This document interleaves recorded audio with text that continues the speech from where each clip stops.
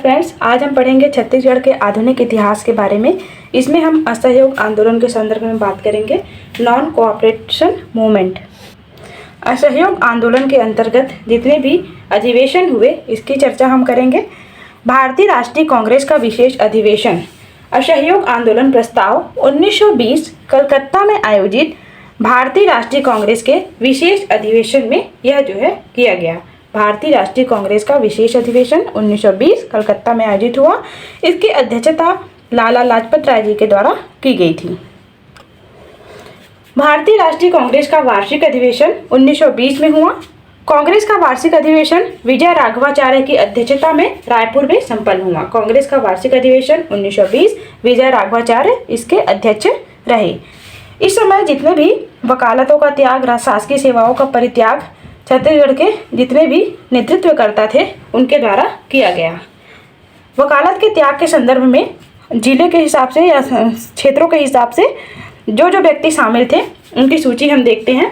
दुर्ग क्षेत्र से घनश्याम गुप्त, रत्नाकर झा वकालत का त्याग करने वाले की सूची देख रहे हैं। बिलासपुर क्षेत्र से बैरिस्टर छेदीलाल, ई राघवेंद्र राव, डी के मेहता। राजनांदगांव से ठाकुर प्यारेलाल, गोवर्धन लाल श्रीवास्तव। रायपुर से रामदयाल तिवारी, रविशंकर शुक्ल, राम नारायण तिवारी। यह जो है रायपुर क्षेत्र से थे जिन्होंने वकालत का त्याग जो है किया।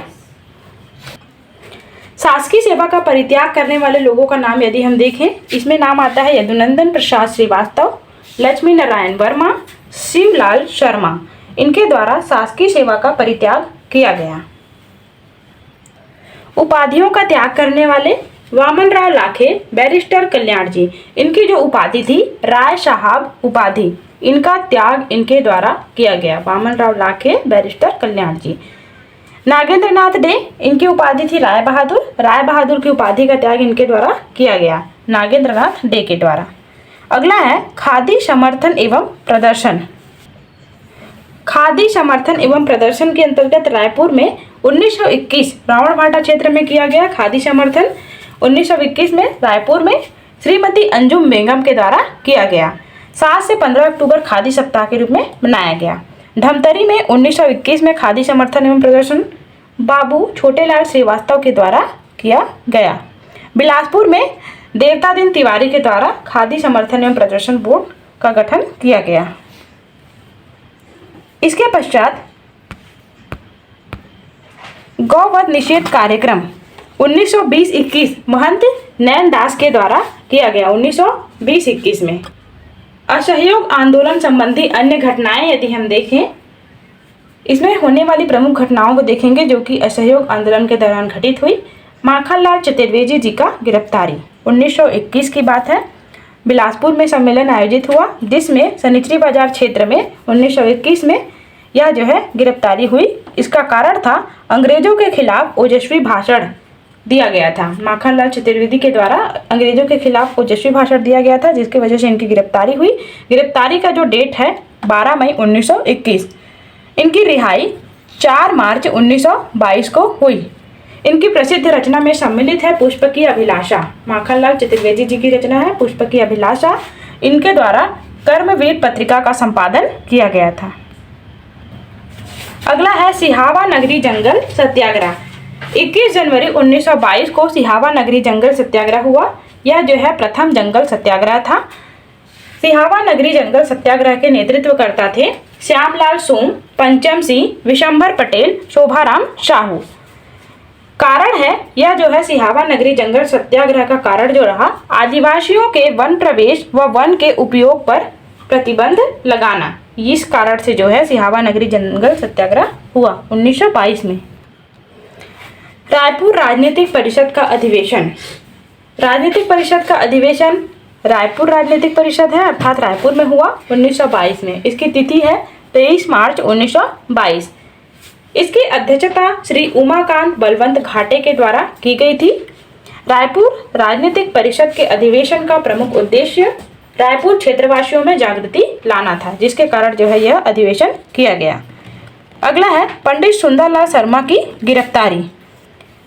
1922 में यह गिरफ्तारी हुई दौरान असहयोग आंदोलन के दौरान घटित एक घटना में से एक है। रायपुर क्षेत्र में यह गिरफ्तारी हुई थी पंडित सुंदरलाल शर्मा जी की। स्वराज पार्टी और छत्तीसगढ़।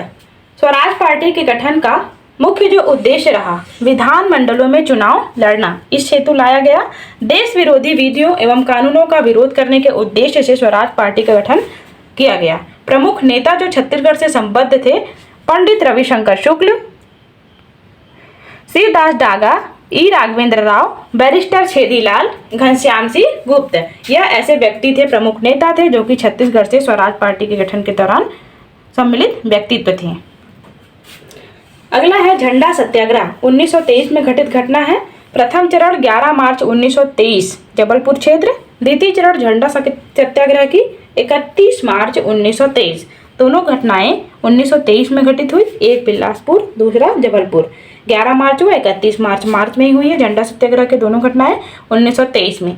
नागपुर झंडा सत्याग्रह 13 अप्रैल 1923, यह भी जो है मार्च के पश्चात अप्रैल में घटित घटना 13 अप्रैल 1923 को। इसके नेतृत्वकर्ता थे जमनालाल बजाज, नागपुर झंडा सत्याग्रह के। झंडा सत्याग्रह में छत्तीसगढ़ के सदस्यों का नाम यदि हम देखें, श्यामलाल सोम, परदेशी राम ध्रुव, विशंभर लाल पटेल, पंचम सिंह नेताम, ये प्रमुख व्यक्तित्व हैं जो कि झंडा सत्याग्रह 1923 में सम्मिलित रहे। इसके पश्चात है कांग्रेस का काकीनाडा अधिवेशन, 1923 की घटना है। दिसंबर 1923 में घटित हुई। काकीनाडा जो है आंध्र प्रदेश का एक क्षेत्र है, वहाँ यह अधिवेशन हुआ। धमतरी से काकीनाडा तक की यात्रा इसके अंतर्गत की गई। इस अधिवेशन के दौरान नारायण राव मेघावले इसके नेतृत्वकर्ता रहे। कांग्रेस के काकीनाडा अधिवेशन में कुल 25 सदस्यों ने भाग लिया। रायपुर में प्रांतीय खिलाफत सम्मेलन 1924 में घटित है। 18 नवंबर 1924 रायपुर में प्रांतीय खिलाफत सम्मेलन, इसकी अध्यक्षता मौलाना शौकत अली के द्वारा की जा रही थी। यह जो है रायपुर क्षेत्र में हुआ सम्मेलन है, खिलाफत सम्मेलन 1924। अगला है बेलगांव अधिवेशन 1924। बेलगांव अधिवेशन 1924 की अध्यक्षता महात्मा गांधी के द्वारा की गई। इनका लक्ष्य था खादी का प्रचार प्रसार करना, साथ ही हिंदू मुस्लिम एकता एवं अछूतोद्धार कार्यक्रम को चलाना। हिंदू मुस्लिम एकता व अछूतोद्धार कार्यक्रम को चलाना इसका प्रमुख उद्देश्य था। बेलगांव अधिवेशन में शामिल नेता थे पंडित सुंदरलाल शर्मा, महंत लक्ष्मी नारायण, नथुजी जगताप। 3 प्रमुख नेता इसमें शामिल थे बेलगांव अधिवेशन में, पंडित सुंदरलाल शर्मा, महंत लक्ष्मी नारायण, नथुजी जगताप। इसके पश्चात है अछूतोद्धार कार्यक्रम 1925। 23 नवंबर 1925 में घटित कार्यक्रम है राजिम क्षेत्र में। इसके नेतृत्वकर्ता थे सुंदरलाल शर्मा। इंपॉर्टेंट है, अछूतोद्धार कार्यक्रम 1925 छत्तीसगढ़ के नेतृत्वकर्ता सुंदरलाल शर्मा थे। इसके पश्चात यूथ लीग का गठन। यूथ लीग का गठन रायपुर क्षेत्र में किया गया 1928 में। इसका प्रमुख उद्देश्य राष्ट्रीय आंदोलन में युवकों की सहभागिता सुनिश्चित करना था। इसके नेतृत्वकर्ता ठाकुर प्यारेलाल सिंह, मौलाना अब्दुल रऊफ और यति रतन लाल जैन प्रमुख रहे, जो कि यूथ लीग का गठन के दौरान अपना नेतृत्वकर्ता की भूमिका निभाए। इस प्रकार हमने जो है असहयोग आंदोलन के दौरान हुई प्रमुख घटनाओं की चर्चा इस अध्याय में की। इस संदर्भ में PDF यदि आपको प्राप्त करना हो तो डिस्क्रिप्शन में टेलीग्राम लिंक अवेलेबल है, वहाँ से आप PDF प्राप्त कर सकते हैं।